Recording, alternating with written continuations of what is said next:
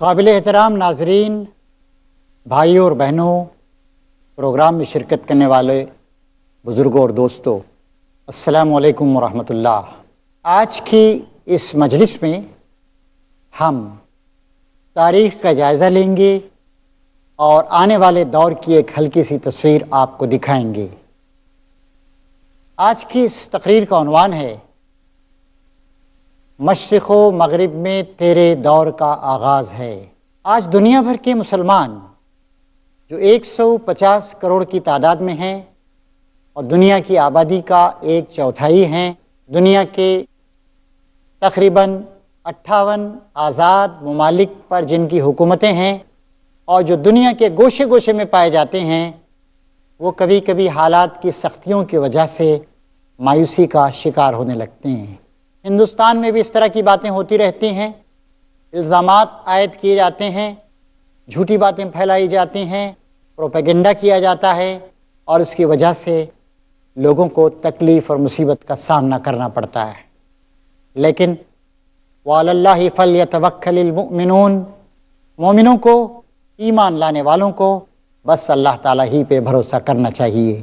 انبیاء کرام جو اللہ تعالیٰ کے چنے ہوئے بندے تھے، جو دنیا میں پاکیزہ انقلاب لانے کے لیے تشریف لائے تھے، جنہوں نے لوگوں کو کتاب اور حکمت کی تعلیم دی، ان کا تزکیہ کیا، ان کے اخلاق اور ان کے اعمال کو سنوارا اور ان کی زندگیوں میں پاکیزگی اور شائستگی پیدا کی، ان کو ہمیشہ دقتوں اور تکلیفوں کا سامنا کرنا پڑا۔ کسی نے کہا ہے کہ the road to success is always under construction، کامیابی کا راستہ ہمیشہ زیر تعمیر ہوتا ہے۔ کسی کے ساتھ ایسے نہیں ہوا، بنا بنایا راستہ اس کو مل گیا اور اس پر وہ چلتا رہا اور آسانی کے ساتھ وہ منزل مقصود تک پہنچ گیا، ایسا کبھی نہیں ہوا۔ دنیا کے ہر فرد کو، ہر گروہ کو، ہر قوم کو، ہر نبی کو، اس کی امت کو اپنی منزل مقصود تک پہنچنے کے لیے مختلف طرح کی تکلیفوں اور مصیبتوں کا سامنا کرنا پڑا۔ آپ بھی دنیا میں ایک نئی صبح کا آغاز کرنا چاہتے ہیں، دنیا میں اپنا مقام و مرتبہ حاصل کرنا چاہتے ہیں، دنیا کو اللہ وحدہ لا شریک کے راستے پہ لانا چاہتے ہیں، دنیا کو اخلاق اور تہذیب اور شائستگی سے بھرنا چاہتے ہیں۔ ایک پاکیزہ انقلاب کے اگر آپ علمبردار اور داعی ہیں تو آپ کو تکلیفوں کا، مصیبتوں کا اور مختلف قسم کے الزامات کا آپ کو سامنا کرنا پڑے گا۔ آئیے ذرا تاریخ کے جھروکے سے جھانک کے دیکھیں 1400 سال پہلے جب مکے میں سیدنا محمد صلی اللہ علیہ وسلم اللہ تعالیٰ کے دین کی دعوت کو پیش کر رہے تھے، کتنی تکلیفیں برداشت کرنی پڑی ان کو۔ انہیں گمراہ کہا گیا، حالانکہ وہ راہ راست کی طرف ساری دنیا کو رہنمائی دینے کے لیے تشریف لائے تھے۔ انہیں مجنون کہا گیا، جن پہ جن آ جاتا ہے، انہیں نعوذ باللہ پاگل کہا گیا، ان پہ طرح طرح کے الزامات دھرے گئے، لیکن انہوں نے اللہ پہ بھروسہ کیا۔ انہوں نے اللہ تعالیٰ کی اس نصیحت کو سامنے رکھا کہ وَاصْبِرْ عَلَىٰ مَا يَقُولُونَ وَاهْجُرْهُمْ هَجْرًا جَمِيلًا، اے نبی، جو لوگ آپ کے خلاف یہ باتیں بناتے ہیں آپ اس پر صبر کریں، آپ راہ راست پہ جمے رہیں، شرافت کے ساتھ ان سے الگ ہو جائیں۔ الغرض نبی کریم صلی اللہ علیہ وسلم کو مکے میں بڑی مشکلات کا سامنا کرنا پڑا، یہاں تک کہ آپ کو اجازت دی گئی اور آپ نے مکے سے مدینے کی طرف ہجرت فرمائی۔ مدینے کا سفر ہے، ہجرت کے لمحات ہیں، اور اس بات کا اعلان کیا گیا ہے کہ نعوذ باللہ جو شخص بھی نبی کریم صلی اللہ علیہ وسلم کو زندہ یا مردہ لے کر آئے گا اسے 100 اونٹ دیے جائیں گے۔ مختلف لوگ نبی کریم صلی اللہ علیہ وسلم کی تلاش میں چلے جا رہے ہیں، ادھر ادھر تلاش کر رہے ہیں، اور ایک چھوٹا سا قافلہ، حق پرستوں کا قافلہ اور سالار قافلہ ہیں سیدنا محمد صلی اللہ علیہ وسلم اور ان کے ساتھی ہیں یار غار حضرت ابوبکر صدیق رضی اللہ تعالیٰ عنہ، اور ایک دو آدمی آپ کی رہنمائی کرنے والے۔ قافلہ جا رہا ہے کہ سراقہ بن جوشم نام کا ایک شخص، وہ گھوڑا دوڑاتا ہوا آتا ہے، سمجھ جاتا ہے یہی رسول اللہ ہیں، انہیں گرفتار کرنا چاہیے۔ آگے بڑھتا ہے، گھوڑا ٹھوکر کھاتا ہے، وہ پریشان ہو جاتا ہے، میرا اتنا اچھا گھوڑا ہے کیسے ٹھوکر کھا گیا؟ پھر وہ آگے بڑھتا ہے، پھر اس کا گھوڑا دوبارہ ٹھوکر کھا، تیسری بار بڑھتا ہے، گھوڑے کے پیر ریت میں دھس جاتے ہیں۔ وہ سمجھ جاتا ہے کہ یہ اللہ کے رسول ہیں، ان کا مقابلہ نہیں کیا جا سکتا، ان کو گرفتار نہیں کیا جا سکتا، اس وقت وہ کہتا ہے یا محمد مجھے پناہ دیجئے، مجھے پناہ کی تحریر لکھ کے دے دیجئے۔ اس وقت نبی کریم صلی اللہ علیہ وسلم ہجرت کے ان نازک لمحات میں کہتے ہیں سراقہ کیا وقت ہوگا وہ بھی جب کہ تیرے ہاتھوں میں ایران کے بادشاہ، گریٹ پرشین امپائر کے بادشاہ کسرا، اس کے سونے کے کنگن تجھے پہنائے جائیں گے۔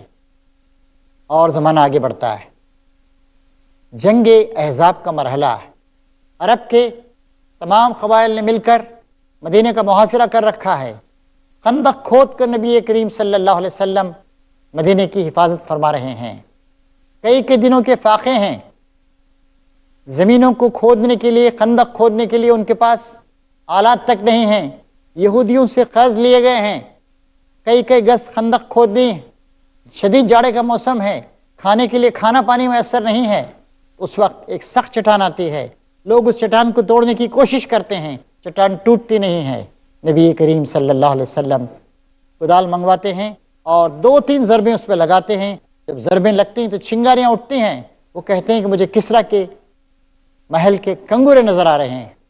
دیکھیے کتنے سخت حالات تھے، کیسا مایوس کن ماحول تھا، لیکن اللہ کے رسول اور ان کے ساتھی مایوس نہیں ہوئے۔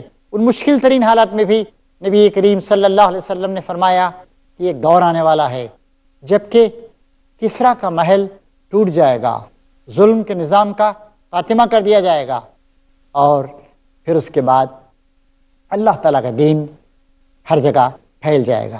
ایک اور موقع پر نبی کریم صلی اللہ علیہ وسلم نے فرمایا، مسلم شریف کی حدیث ہے، آپ فرماتے ہیں کہ میرے سامنے زمین کے مشرق و مغرب پیش کیے گئے اور وہ ساری زمین مجھے دکھائی گئی جہاں پر میری امت کی حکومت ہوگی۔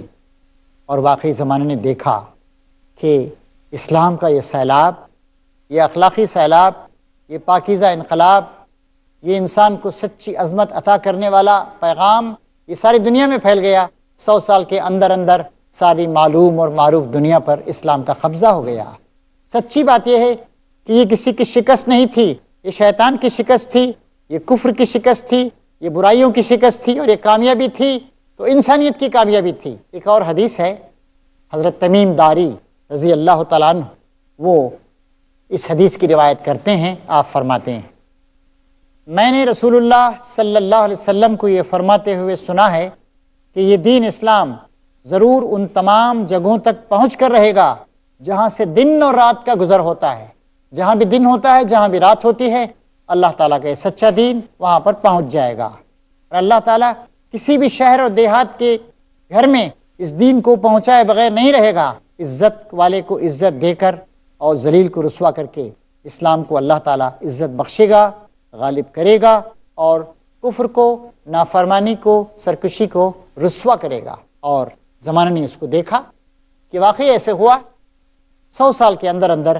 اسلام کا حیات بخش پیغام ساری دنیا میں پھیل گیا۔ نبی کریم صلی اللہ علیہ وسلم کا دور تھا، اسی دور میں ہندوستان کے ساحلوں پر بھی اسلام کی روشنی چمکنے لگی۔ ادھر نبی کریم صلی اللہ علیہ وسلم مکہ یا مدینے میں تشریف فرما تھے، اور اسی وقت یہاں پر کیرلا میں شیرومان پیرومال نام کا ایک بادشاہ تھا، اس نے چاند کے شق ہونے کے معجزے کو دیکھا اور وہ مدینہ گیا اور جا کر اس نے وہاں پر اسلام قبول کیا۔ اسلام کا پیغام کسی خاص قوم کے لیے نہیں آیا، عربوں کے لیے نہیں آیا تھا، یہ ساری انسانیت کے لیے آیا، اور آج ہم مسلمان اسی پیغام کے علمبردار۔ ہمیں سب سے پہلے اس بات پہ توجہ دینی چاہیے کہ کیا اس اسلام کے پیغام کا ہم ادا کر رہے ہیں؟ کیا ہمارے اندر اسلام کی سچی خوبو پائی جاتی ہے؟ کیا ہم موحد ہیں؟ کیا ہم شرک سے بچتے ہیں؟ کیا ہم بدعت سے پرہیز کرتے ہیں؟ کیا ہمارا اخلاق و کردار اچھا ہے؟ کیا ہمارے خاندانی حالات بہتر ہیں؟ کیا ہم اپنی بیویوں اور بچوں کے ساتھ اچھا سلوک کرتے ہیں؟ کیا ہمارا پڑوسیوں کے ساتھ اچھا سلوک ہے؟ کیا غیر مسلم بھائیوں کے ساتھ ہمارا اچھا سلوک ہے؟ یا ہم بھی ویسے ہی ہیں؟ دنیا کے لوگ جیسے ہیں، جن جرائم میں مبتلا ہیں، جن خرابیوں کا شکار ہیں، ہم بھی تو کہیں ویسے ہی نہیں ہو گئے ہیں؟ اس بات پر ہم کو غور کرنا چاہیے۔ تو سب سے پہلی چیز جس کی اہمیت ہے وہ یہ ہے کہ ہم اپنے آپ کو درست کریں، اپنے آپ کو ٹھیک کریں اور اپنے اخلاق و کردار کو ٹھیک کریں۔ اس کے بعد ہمیں اللہ تعالیٰ کے اس وعدے پر یقین رکھنا چاہیے۔ اللہ تعالیٰ نے فرمایا ہے هو الذی ارسل رسولہ بالہدی والدین الحق لیظہرہ علی الدین کلہ۔ وَكَفَى بِاللَّهِ شَهِيدًا۔ یہ اللہ تعالیٰ ہے جس نے اپنے سچے دین کو، اپنے رسول کو بھیجا، دین حق کے ساتھ بھیجا، مکمل ہدایت نامے کے ساتھ بھیجا، تاکہ اس دین کو دنیا کے تمام دینوں پر غالب کر دیا جائے، اور اس بات کی گواہی دینے کے لیے اللہ تعالیٰ کافی ہے۔ ایک اور جگہ آیت اس طرح آتی ہے کہ وَلَوْ كَرِهَ الْمُشْرِكُونَ، اللہ کے ساتھ شرک کرنے والوں کو یہ بات کتنی ناگوار کیوں نہ گزرے، بہرحال یہ بات ہو کے رہے گی۔ اللہ کے اس وعدے پر ہمیں سچا یقین ہونا چاہیے۔ نبی کریم صلی اللہ علیہ وسلم کو اس وعدے پہ سچا یقین تھا، اسی لیے آپ نے محنت کی، جدوجہد کی، آپ نے مکے کو چھوڑا، آپ مدینہ تشریف لے گئے، آپ نے وہاں پر ایک سوسائٹی کو منظم کیا، آپ نے وہاں پر ایک حکومت کی، آپ نے وہاں پر مختلف قبائل کے ساتھ معاہدات کیے، معاہداتی سیاست، اس کو آپ نے اپنایا، اور پھر اس کے بعد جب بھی آپ پر حملے کیے گئے ان حملوں کا آپ نے دفاع کیا۔ اسی طریقے سے ہم دنیا بھر کے مسلمانوں کو اس بات کا یقین رکھنا چاہیے کہ انشاءاللہ انسانیت کی ایک نئی صبح ضرور طلوع ہوگی۔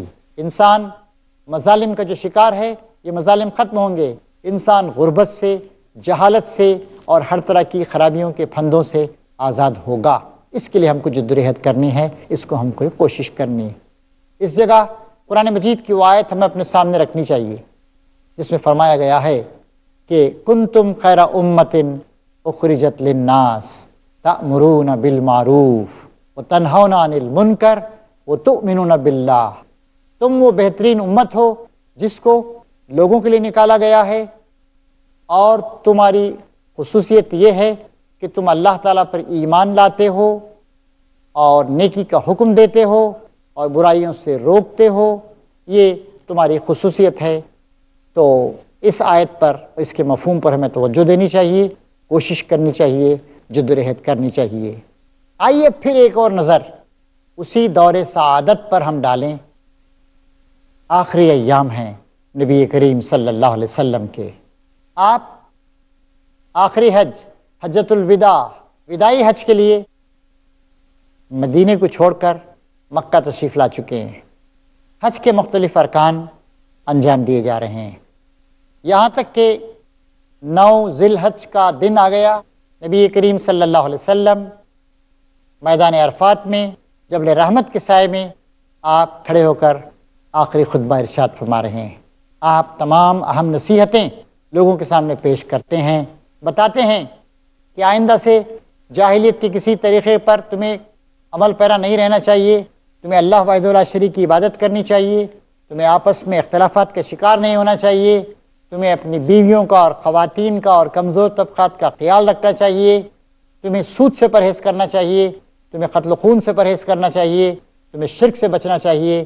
یہ ساری کی ساری باتیں نبی کریم صلی اللہ علیہ وسلم لوگوں کو بتاتے ہیں، اور بتانے کے بعد آخر میں آپ کہتے ہیں لوگوں کیا میں نے اللہ تعالیٰ کے پیغام کو تم تک پہنچا دیا؟ لوگ کہتے ہیں یا رسول اللہ ہم اس بات کی گواہی دیتے ہیں کہ آپ نے اللہ تعالیٰ کا پیغام ہم تک پہنچا دیا۔ دوبارہ نبی کریم صلی اللہ علیہ وسلم یہی سوال کرتے ہیں لوگوں کیا میں نے اللہ تعالیٰ کا پیغام تم تک پہنچا دیا؟ کیا تم اس بات کی گواہی دیتے ہو؟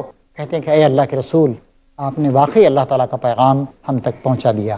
اتمام حجت کرنے کے لیے، بات پوری کرنے کے لیے تیسری بار آپ یہی سوال لوگوں سے کرتے ہیں لوگوں اللہ تعالیٰ کا پیغام، ایک ذمہ داری جو مجھے دی گئی تھی، کیا میں نے ذمہ داری پوری کر دی؟ کیا میں نے پیغام تم تک پہنچا دیا؟ اور لوگ کہتے ہیں گلوگیر آواز سے کہتے ہیں یا رسول اللہ ہم اس بات کی گواہی دیتے ہیں کہ آپ نے اللہ تعالیٰ کا پیغام بلا کم و کاس پورے طور سے پوری محنت کر کے ہم تک پہنچا دیا۔